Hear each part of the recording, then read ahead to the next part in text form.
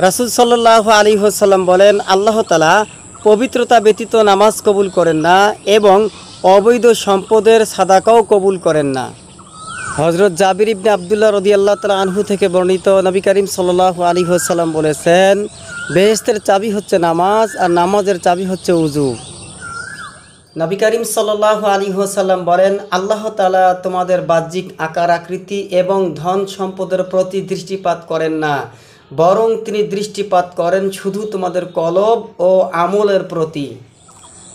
রাসূল সাল্লাল্লাহু আলাইহি ওয়াসাল্লাম বলেছেন, কোনো মুসলমান ভালোভাবে ওযু করে এবং খুশু খুজুর সাথে 2 রাকাত নামাজ আদায় করে, তার জন্য জান্নাত ওয়াজিব হয়ে যায় ইনশাআল্লাহ। হযরত আবু হুরায়রা রাদিয়াল্লাহু তাআলা আনহু থেকে বর্ণিত, নবী করিম সাল্লাল্লাহু আলাইহি ওয়াসাল্লাম বলেছেন, কোনো বান্দা যদি ইখলাসের সাথে কালিমা লা ইলাহা ইল্লাল্লাহ পাঠ করে, তবে তার জন্য আকাশের দরজাসমূহ খুলে দেওয়া হয় ইনশাআল্লাহ।